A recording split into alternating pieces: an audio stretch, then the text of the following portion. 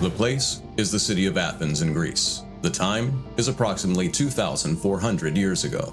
5th century Athens was a city of extraordinary wealth, extraordinary influence, and extraordinary contradictions. It was history's first recorded democracy. Every adult Athenian citizen was granted full political participation, regardless of birth or class, so long as they weren't women, slaves, or immigrants. This experiment in democracy transformed Athens into the intellectual center of the Mediterranean world, attracting artists, poets, and thinkers from across Greece and beyond. The leadership of Athens spoke eloquently on freedom and justice, while also enjoying all of the privileges of an exploitative empire built on slave labor and secured by colonial wars. The city's political machinery remained beholden to wealthy aristocrats, who were able to pay hefty fees to have their sons educated in the arts of persuasive rhetoric by schools of traveling teachers known as Sophists. The Sophists were history's first paid educators, the equivalent to modern-day spin doctors or marketing consultants. For a price, they taught that truth was nothing beyond the construction of winning arguments, and that justice was no more than the skillful manipulation of public opinion. Into this bustling center of enlightenment and privilege emerged Socrates, a philosopher who seemed to have been designed in a laboratory to contradict everything represented by the sophistic philosophy. Socrates of Athens was the son of a midwife and a stonemason. Unlike the cosmopolitan Sophists, who had relocated to Athens to earn a profit from tutoring aristocrats in political manipulation, Socrates was a local boy who had become renowned as an Athenian war hero long before he became famous as a philosopher. Where the Sophists charged hefty fees for their services, Socrates charged nothing. He founded no schools and left behind no writings. The information that we have about his life and thought comes from the writings of his contemporaries, primarily through his student Plato. Socrates saw himself as a gadfly, a stinging insect set upon the city of Athens to wake its citizens from the comfort of their illusions. Socrates, in a word, was the anti-sophist. The origin of Socrates' philosophical awakening, as told by Plato, reads like something out of a heroic Greek myth. Despite Athens' celebrated legacy of reason and democracy, the personal and political choices of the citizens remained largely influenced by the mysteries of ancient religion. In the neighboring city of Delphi, the high priestess of the god Apollo occupied the sacred position of oracle or divine messenger. Citizens and city leaders alike from across the Greek world traveled to hear the obscure proclamations of the oracle at Delphi. One of these seekers was the Athenian Chaerephon. Was there anyone in Athens, Chaerephon wanted to know, who was wiser than Socrates? To this, the oracle answered, no, there was no one in Athens wiser than Socrates. Hearing this, Socrates was puzzled. Athens teemed with experts of virtually every kind who had migrated to the city from across the Mediterranean. The only certain knowledge that Socrates possessed was the knowledge that he was not, in fact, wise. The voice of the oracle carried the force of a divine command. To Socrates, its meaning seemed clear. Socrates was to seek out the true nature of wisdom itself, to understand what it meant to be wise, and thus to understand why the oracle had selected him as the wisest man in Athens. He would seek out the experts with the reputations for possessing the greatest wisdom in Athens, politicians, poets, craftsmen, generals, and interrogate them one by one to draw from them the general and fundamental philosophical assumptions that stood beneath their claims of knowledge. This method, conducted through public dialogues, has become known as Olyncus or the Socratic Method. In its most basic form, the Socratic Method involves a series of questions and responses that gradually guide the interlocutors or conversation partners towards a deeper understanding of the topic at hand. In a typical example, Socrates will ask his interlocutor to provide a definition for some basic concept, such as courage, virtue, or justice. In turn, the interlocutor might confidently respond by providing examples of specific courageous acts or virtuous individuals. This isn't what Socrates is after. He isn't looking for a list of examples of virtue. He's searching for the essence or nature of virtue itself. What the Beardsleys describe through conceptual analysis, Socrates demonstrates through practical application. For each answer provided by his interlocutor, Socrates asks further clarifying questions. He interrogates the reasonableness of the responses, and he exposes hidden contradictions in his interlocutor's reasoning. Plato documents these debates over the course of around 35 Socratic dialogues. Many of these dialogues end in aporias, or states of productive uncertainty,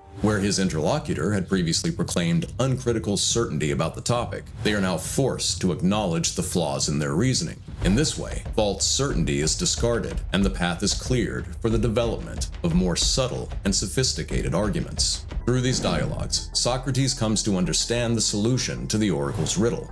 The supposed experts of Athens all possess some knowledge in their particular domains. The generals possess knowledge about military strategy. The craftsmen possess knowledge about their trade, but they all believed, without justification, that their expertise in one area qualified them to speak with authority about everything. What the experts of Athens lacked was any sense of appropriate epistemic humility or intellectual modesty regarding the limitations of their knowledge. And in this regard, Socrates knew one thing that they did not. Socrates knew what he did not know. His wisdom lay in his awareness of his own ignorance. The journey of discovery begins with the recognition of ignorance. We don't search for answers when we assume that we already know them. The greatest tool that we have in our search for truth is our sense of humility, our recognition of the limitations of our own knowledge. This type of wisdom, sometimes known as Socratic wisdom, represents one of the foundations of the Western philosophical tradition and is a hallmark of Socrates' enduring legacy. By the time of the events that Plato documents in our reading of the Apology, Socrates, the philosopher of the oracle and the Gadfly of Athens, had begun to attract a following among the youth of the city. To the horror of the rulers of Athens, Socrates' public questioning of their authority had begun to go viral.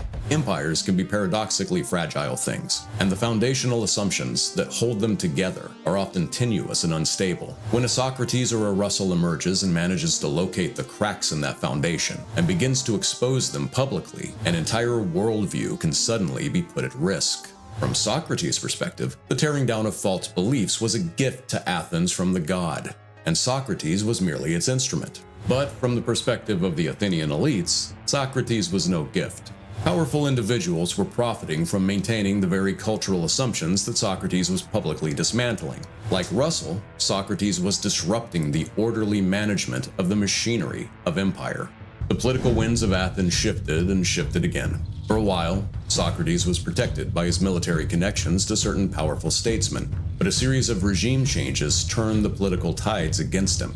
In 399 BCE, Socrates was brought to trial on charges of atheism and of corrupting the youth of Athens. The trial itself was meant to be a public demonstration of the tolerance and mercy of the new city leaders. The court expected a contrite and apologetic Socrates to come before them and to give up his habit of engaging in illicit acts of public philosophy. In exchange, he would be shown clemency, perhaps banished from the city, and certainly forbidden from challenging the authority of the local authorities. This is not what happened. Instead, Socrates entered the court secure in his philosophical mission, armed with his dialectical method, and proceeded to place the whole of Athenian society on trial. In his cross-examination of his accusers, Socrates easily exposed the contradiction in the charge of atheism. The accusation claimed that he was both atheistic and heretical, rejecting the gods of the city while worshipping strange new gods. But one can't at the same time be an atheist who believes in no gods and a heretic who believes in the wrong gods.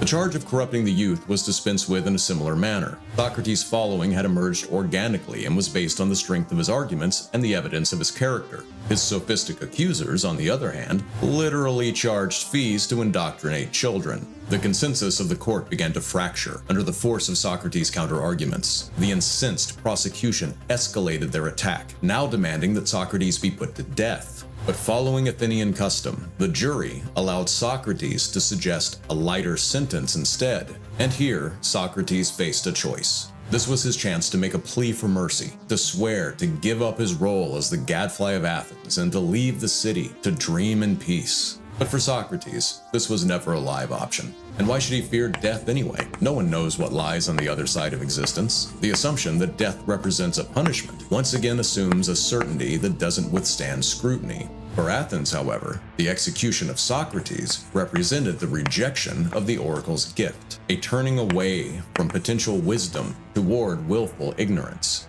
By executing Socrates, Athens could only harm itself, and so instead of begging for mercy, Socrates provoked the jury. Against the prosecution's demand for execution, Socrates' counteroffer was that instead he should be granted free meals for life as gratitude for his service to the city. The provocation worked. The mood of the jury shifted from sympathy to outrage, and Socrates was overwhelmingly condemned to death by poisoning. Even after his condemnation, Socrates' friends secretly arranged for his escape from prison. But Socrates refused. He would not recant, and he would not run. The search for wisdom was the activity that made all other activities worthwhile.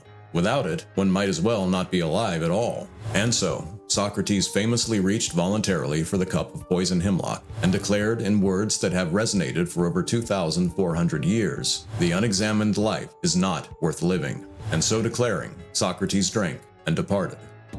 Within the grand narrative of the Western philosophical tradition, there is a story, beginning with Socrates and passing through Russell, of the philosopher as a sort of heroic martyr, a tragic truth seeker who alone stands against the collective superstitions of his historical situation, and through great personal sacrifice, reveals to the sleepwalking majority the great and secret truth at the heart of the world. Echoes of this story can be found in Joseph Campbell's notion of the hero's journey and in Thomas Carlyle's great man theory of history. It can also be found in the plots of Star Wars, Dune, and The Matrix, and it's almost never the complete story. Histories tend to get written by the winners, and we should keep in mind that the story we know of Socrates is told through the perspective of his student Plato, who has more than a bit of skin in the game. Had the philosophy of the Sophists won the day, we would be reading a story about Socrates, the villainous heretic who attempted to indoctrinate the children of Athens with his anti-democratic provocations. The tradition that begins with Socrates gives us powerful tools for questioning received wisdom, but that tradition itself is received wisdom, and Socrates would be the first to insist that it too must be questioned.